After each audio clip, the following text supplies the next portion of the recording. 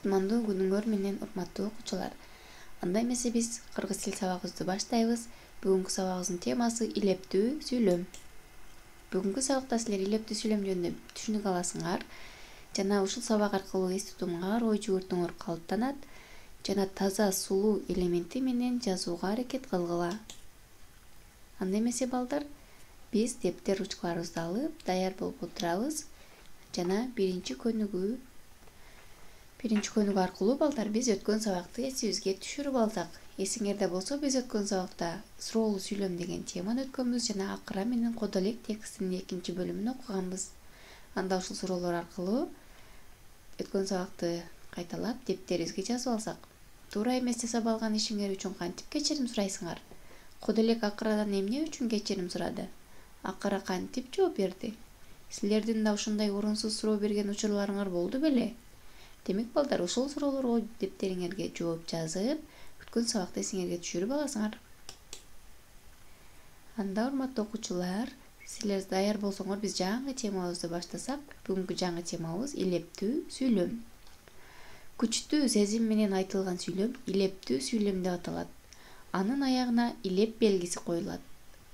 Демек балдар, көрдүңөрбү, биз күчтүү сезим менен айткан сүйлөм бул илептүү сүйлөм деп аталып, анын аягына илеп белгиси коюлса, ал илептүү сүйлөм деп аталат. Мисалы, дүйнөдө тынчтык болсун, бах, айлана кандай керемет деген сөздөрдө булар биз күчтүү сезим менен айтып жатабыз жана аягына илеп белгини коюп жатабыз. Демек балдар, бул илептүү сүйлөм болду.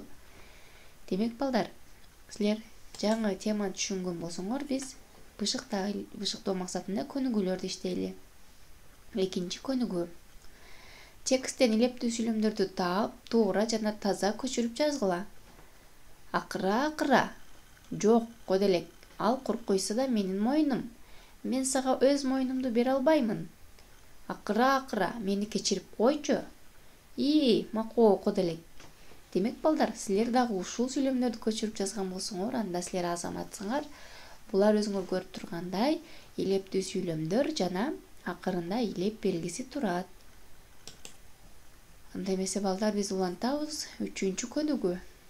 Дос, капа, ойлон, кечир деген сөздөргө ырларды түзгүлө деп жатат. Демек балдар, бул үлгүдө көрүп турганыңардай, бул жерде кечир деген сөзгө түзүлгөн ыр бул кичинемин дебестен, эрте турам эринбей, чуркап барам талбастан, билим берген мектепке, рахмат агай эжейге.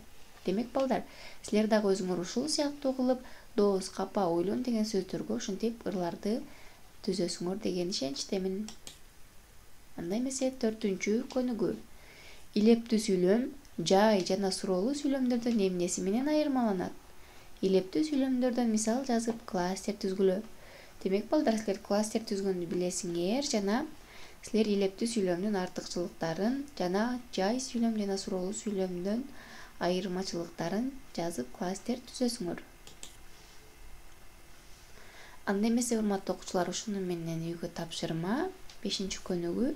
Сүрөттөр боюнча илептүү сүйлөмдөрдү түзгүлө. Демек балдар, бул жерде көрүп турасыңар. Силер бул сүрөттөргө илептүү сүйлөмдөрдү түзөсүңөр. Анда эмесе силерге түшүнүктүү болсо, баарыңарга ийгилик каалаймын. Саламатта калгыла.